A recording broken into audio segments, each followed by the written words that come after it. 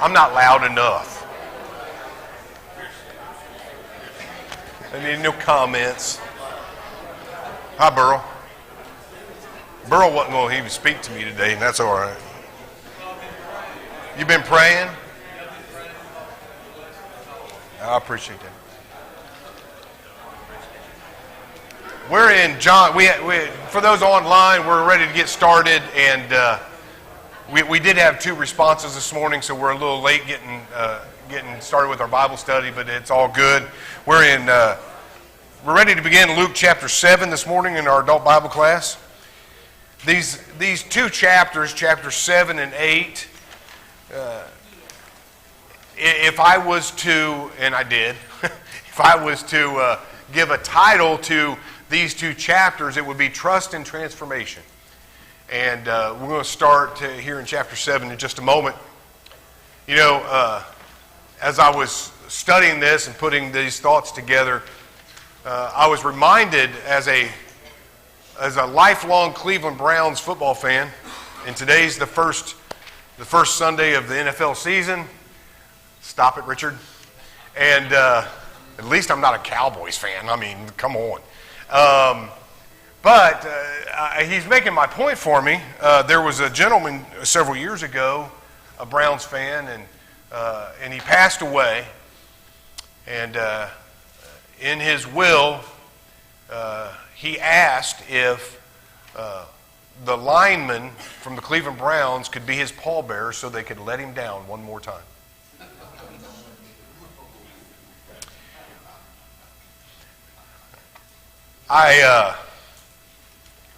I'm thankful that Christ will never let us down, right? We can put our faith and our trust in Him, and that's what we see in these chapters. Jesus has been about His ministry doing good, and it is important for us, especially as we go along here in this chapter a little bit later. The question is going to be asked, "Are you the one?" By John the Baptist. Well, John knows who Jesus is. They're cousins. He had baptized Jesus. He had paved the way for Jesus. John knew who Jesus was, so why did he ask that question? We'll come back to that. I think it revolves around this idea that Jesus had been going about preaching the good news and doing good, right? And building faith and trust that would transform people's lives. And so we see that here beginning in chapter 7. Beginning in verse 1. It says, "When he had completed all of his discourse in hearing of the people, he went to Capernaum. And a centurion's slave, who was highly regarded by him, was sick and about to die." So this centurion, this Roman official, a Roman soldier in charge of 100 men. There were about 60 of these in a legion that were over 100 men. But these men oftentimes were men, not only were they very wealthy, they were very wealthy men, but they were also often, and this was kind of odd with regard to some Roman soldiers in that day, but these centurions were often regarded as good men. They were just good men. They were men who could get along with the people of the area where their troops were stationed so that they could keep the peace. And so most of the time, in Scripture, when we read about centurions, they are highly regarded men. And this man had a slave, and he highly regarded, Luke says here, highly regarded this slave. He thought a lot of this servant of his. Now, we'll come back to that in a minute, because there's a word that's used here later that if the English doesn't do a good job of giving the essence of what's being said, but we'll come back to that. But just notice here that this is a good man. He highly regards this servant of his who is about to die. And when he heard, verse 3, about Jesus, he sent some Jewish elders asking him to come and save the life of his slave. When they came to Jesus, they earnestly implored him, saying, He is worthy for you to grant this to him, for he loves our nation, and it was him who built us our synagogue. Now there's two things here. The word that's translated earnestly implored. The Greek word is parakaleo, and in the form of that word, it means they kept on begging him. They didn't just come and ask him. They were, Richard, they kept just pleading with him and begging with him to come and do this, come and do this, come and do this. And it says that he loved the nation, and it is he who built us our synagogue. This phrase is very emphatic. And in the deepest essence of what is said here, these Jewish elders say it was he himself who built this synagogue. It's almost like he did it single-handedly, right? But he paid for it. He oversaw it.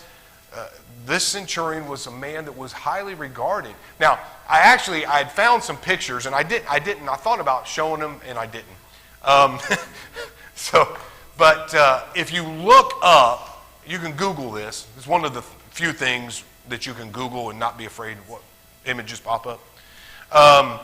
You can Google the synagogue at Capernaum, or the Capernaum synagogue. You can Google it, and the images come up. And you'll notice that the synagogue that's there now, that has been uncovered by archaeologists, is this white stone, beautiful building. Much of it is still intact as far as the inner part of it and part of the back walls and side walls, and all of the floor and the foundation. It's this white stone. It's beautiful. But this isn't the synagogue he's talking about. This synagogue was actually built in about the 4th century. Okay? But if you look at the pictures, under that bottom layer of white stone, you'll see a black stone foundation. The black stone foundation is the original foundation to this synagogue that he built. So if you look up the images of the Capernaum synagogue, you'll see the black. What interested me was this, or what I guess I thought. If you want to know somewhere, if you're going to the Holy Lands, you're up in that part of Galilee and Capernaum, and you want to go somewhere where you knew Jesus was, you could walk in that synagogue, in the remains of that, where that synagogue is, and know that Jesus stood in that exact same spot. That the disciples stood in that exact, because the foundation is the foundation of this synagogue. And obviously it's in Capernaum. Jesus has made his base there for his Galilean ministry, right? We've talked about this before. He was in Capernaum, there by the sea, so he would have been in this synagogue. Now Jesus started on his way, verse 6. And when he was not far from the house, the centurion sent friends, saying, Lord, do not trouble yourself further, for I am not worthy for you to come under my roof. Now, I find this interesting. I don't know what's going on here. At first, he says, come and save my servant. But when Jesus is almost there, he sends people and stops him and saying, yeah, don't come into my house. I'm not worthy for you to come here. But then he says something interesting. Verse 7, for this reason I did not even consider myself worthy to come to you, but just say the word and my servant will be healed. This is interesting, verse 7. Because, again, the Greek here is literally a command or an imperative statement. And it could be translated something to the effect of, Lord, say the word and heal my servant. It's almost a command. I'm not worthy for you to come, and I'm not even worthy. Just say the word and heal him. Just where you're at, say the word and heal him.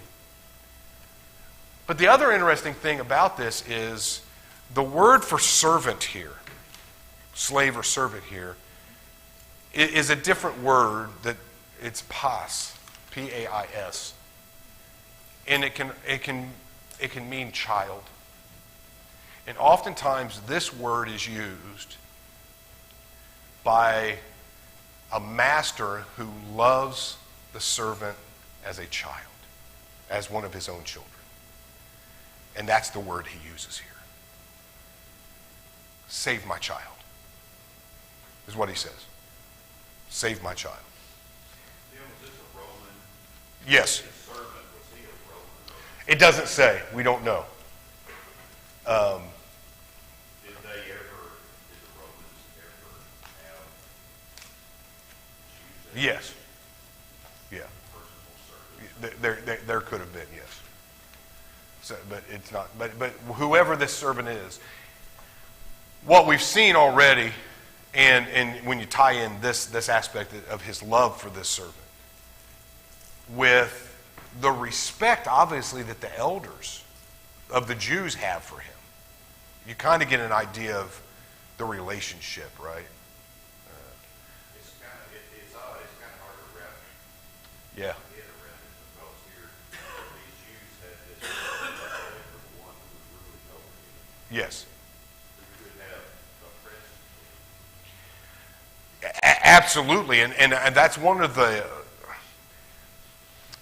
the marvelous things about this is that Luke is showing here through this narrative of what Christ did in this case, that the gospel isn't just for the Jews, right? Very much like Cornelius, this is a godly man, a righteous man, a man of faith, a friend to the Hebrew people.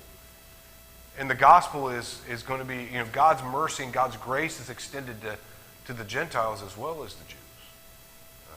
And so If you back up and look at, it's countercultural, right? you and I are always looking at the bigger picture. Yeah. The bigger picture, back up away from it. It's here. The whole story of the Jews and the rejection of Christ. And here it is. The Roman is showing He's showing trust and faith in Jesus. To the point where, and I think this is the point, Phil, of the imperative statement, say the word and heal my son. He trusts that Jesus could do this. It's not like he's commanding Jesus, you must do this. He's making an emphatic statement that if you will just say the word from where you're at, you don't even need to come under my house. Because, look at the next verse. In verse 8, and verse 8 is kind of an explanation by this centurion as to why he has stopped Jesus where he is and why he's putting his faith and trust in him. He says, verse 8, "For I also am a man placed under authority with soldiers under me, and I say to this one, go, and he goes, and this one, come, and he comes, and to my slave, do this, and he does it." Now when Jesus heard this, he marveled at him, and turned aside to those that followed him, and said, "I say unto you, not even in Israel have I seen or found such great faith." So So the centurion says, "Lord, don't even come." And it's interesting that I think Luke even uses that. In verse 6. Luke says that the man said, "Lord, do not trouble yourself." I mean, the Jews wouldn't even acknowledge him as Lord. But this Gentile is, right? And he's saying, I am a man just like you, a man of authority. You're a man of authority, I'm a man of authority. And when I say to this soldier go, or to this soldier come, or to this servant do this or do that, they do exactly what I tell them to do. Remember that, because we're going to come back to that later. He says just do, if I ask them to do something or tell them to do something, they do it. And Lord, if you will just say the word from where you're at, you don't even need to come under my roof. If you'll just say the word, it will be done.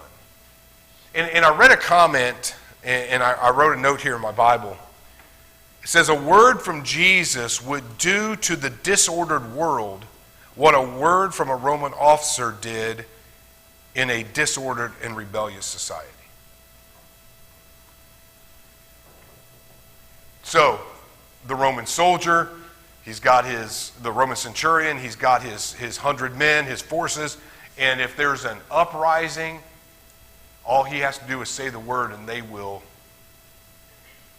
And in a disordered world, all Jesus has to do is say the word and it's taken care of. And that's what he's saying. Just as I have the power to say and it happens, I know you have the same power. And I trust in your power. And all you have to do is say the word. And Jesus' response, and I like this in verse 9. And oh, how I wish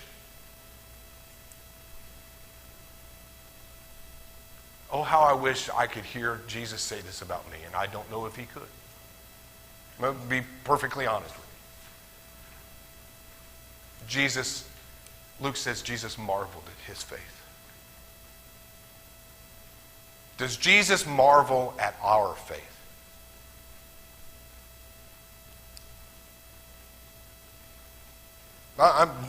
Does he?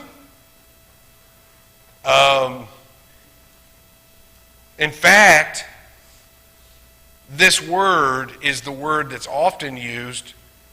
I don't think Jesus ever uses this word with regard to the Jews. He only says it about a Roman centurion, a Gentile. But this same Greek word that's used, that Jesus marveled, is the word that the people use for Jesus when he does some great thing. It's the same word. When Jesus heals somebody, does some great thing, they marveled at him. Jesus uses the same word about this centurion's faith. Jesus marveled. And he said, I have not even seen such great... In Israel. When he says in Israel, what does he mean? He doesn't mean in the land of the Israelites. In the people, right? The Jewish people. He said, I have not seen such great faith in a Jewish person. Now, going back to the bigger picture. Who do the Jews think they are? God's chosen people. And the Son of God is standing here saying what? Even in God's own people, there's not faith like this. You talk about, again, being countercultural, right? About trust and transformation, what Jesus is doing here. Go ahead, Richard. Yeah.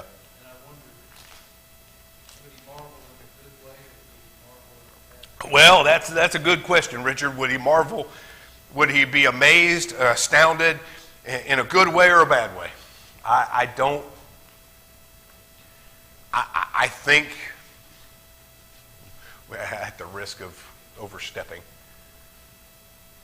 I would assume that, for the most part, God is astounded at our lack of faith. You know, the Jews, God's people at that time, had a greater opportunity of knowing who Jesus was than just probably this centurion. Well, absolutely. Well, they should have known because they had the old law and the prophets. And Paul even would say later, right, that the purpose of the old law and the prophets in the old law was to do what? To bring us unto Christ. If anybody should have known, it would have been them, not this Roman soldier. I'm sure, because I'm doing it too. There you go. There you go. But it strikes me on this and so many other occasions, it's like how accepting Jesus is, or how maybe different, apolitical, and everything else that he is about the situation. What it maybe is like, a lot of us would be like, and these zealots, say, contrasting him with the zealots, who, like we're overthrow Rome, right? Yeah. Government and all this. So this centurion calls for Jesus. Yeah. And he, and some people, I feel like, well, even today, if it were some politician we didn't think was moral, and he called for Jesus at Well, yeah. But instead of that, he's addressing the individual. And that's the key. As we talked about first hour, it's about our focus and making sure that we're seeing things clearly. The Jews weren't. Their expectation was something was so far removed from what God's reality was. And again, that goes back to my question about our faith and how God sees our faith. Is our expectation truly in line with God's reality? Or is my expectation something separate and apart from God's reality? Because if my expectation is not in tune with God's reality, whatever God does is not going to, I'm not going to see it clearly. I'm not going to, and I think that's part of your point. We're not going to understand what's going on here. Whether it's our own selfishness or pride or arrogance or whatever, or self-righteousness, and there can be a whole bunch of different reasons, not excuses, but reasons, why we need to make sure that, and I kind of like that idea of our expectations being in tune with God's reality. Theirs wasn't. But obviously the Roman centurions was more in line than theirs was. Right? So, verse 10, when those who had been sent returned to the house, they found the slave in good health. Now, I find it interesting that where is the miracle? He said in verse 7, Lord, just say the word and my servant will be healed. When Jesus heard this, Jesus' only response is what? Not even in Israel have I found such great faith. Where's Jesus healing this slave? Where does it happen? When does it happen? It just was, right? I mean, Jesus didn't even have to, and I guess, and I'm just thinking out loud here, Jesus didn't even have to say the words. But the faith of the centurion was transformational. And not only is it used to, I'm sure, even though it's not recorded for us in this text, we do see it in other places. I'm sure that this centurion's faith and trust transformed, and his faith and trust in God, in Christ as Lord, not only transformed him, but it also transformed the faith in the lives of his household and the others. What about the slave? You think it transformed his life too? Dale, you had a thought? The same as the woman with the issue of blood. Yes. He said, if I can only touch his garment. He said, who touched me? The virtue left him. The virtue had left him. He didn't even have to say anything. It was the faith, the trust that caused the healing. But the faith and the trust has to be in tune with God's reality. And do we have a faith that God would marvel at in a good way? Any other thoughts or comments on that? So, yes, go ahead, Richard. How they expected the ones who returned to the house and found them. Well, yeah, that's yeah. The Jews, these, yeah, because that's. I think that's a good observation, Ricky, because it says when those who had been sent. Well, if we back up and we look, verse 3, he sent some Jewish elders. So what about their faith?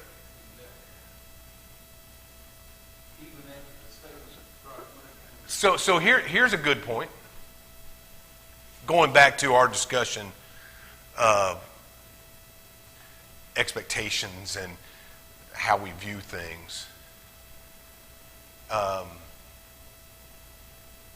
can our faith and trust, if it is in tune with God's reality, can it transform the faith of others whose faith isn't in tune with God's reality? Did you follow that? So, okay. Can see, you get me off, and then I just start thinking out loud, and that's what happens. Can our faith and trust in God's reality transform the faith and trust in those whose expectations aren't in God's reality to be in tune with God's reality? So, in the first hour, we talked about Matthew chapter 5 and being a light, right? The world is in darkness. And our job is to allow the light of Christ to shine through us to a world lost in darkness. For what purpose? That they might be transformed to glorify God. This man's faith was so great that God marveled at it, and it transformed the lives it had to have, right? It had to have transformed the lives of the household, of the slave himself, of those Jewish elders who went and came back and saw this happen. Now, it may or may not have transformed all of them, but it had to have had effect on some of them, I would think. Yes.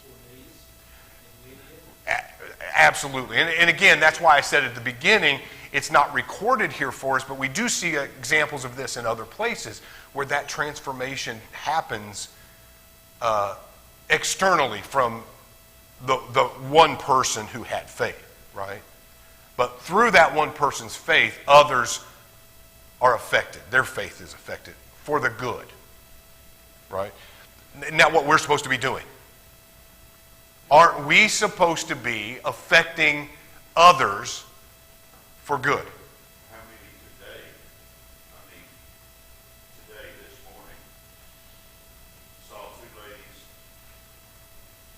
who came to the realization that they needed to put Christ back in focus?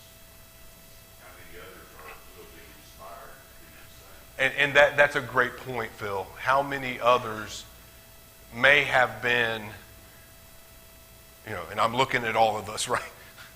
How many of us may have been thinking this morning, you know what, there are changes that I need to make, or kind of on the fence about what I need to do or what I should do or whatever. And you see these two ladies in humility and courage come forward and say, I need to put him back on the throne of my heart.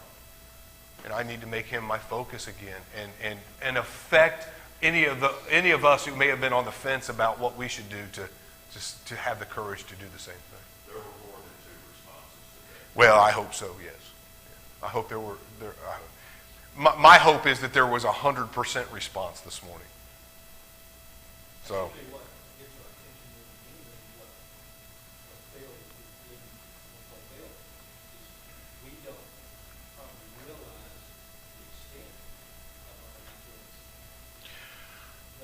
Oh yeah, we don't, and I think.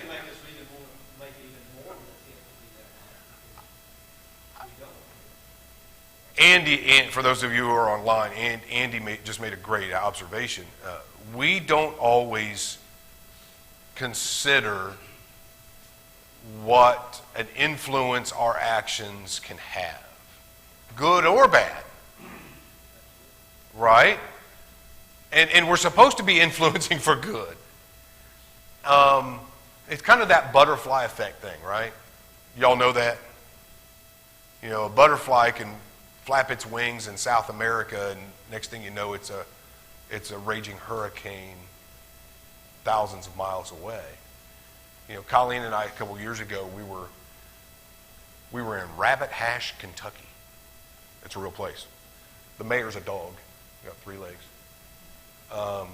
And we're standing on the banks of the Ohio River, and you look across the river, you see Rising Sun, Indiana on the other side of the river. And we were having a conversation about life and about the effects of the things that we have done in our lives and where it put us. Mark and I had this conversation the other night. Wednesday night, Mark and I were standing back here. And, if you could go back in life and you heard people say, well, if I could go back and do it again. If I could go back and do again and know what I know now. Well, the reality is, would I really want to do that? Because if I went back, if I knew what I knew now, it's kind of weird to even try to conceptualize this, but if I went back to try to do it, I probably wouldn't be standing here today with you. Because everything that we do, whatever little thing you do, changes everything else. And Kylie and I were having that conversation about our lives and where the good things and the bad things that we had done in our lives that had brought us to this point, right? They had all brought us to this point. And at one point, I picked up a rock or a stick or something, I don't remember what it was, and I threw it in the Ohio River. This huge, raging river, what impact can I have on that river? But throwing that rock into that river changed that river forever. Didn't it? That river would never be the same again. And it wouldn't be what it was if I hadn't done it. Everything we do in this life has an impact. I heard this the other day, that every single one of us in our lifetime will know and affect, on average, 1,000 people. Every one of us in our lifetime will know and affect 1,000 people. So 100 of us will affect 1 million people. And you're that close. You're 1,000 people in your life to affecting 1 million people.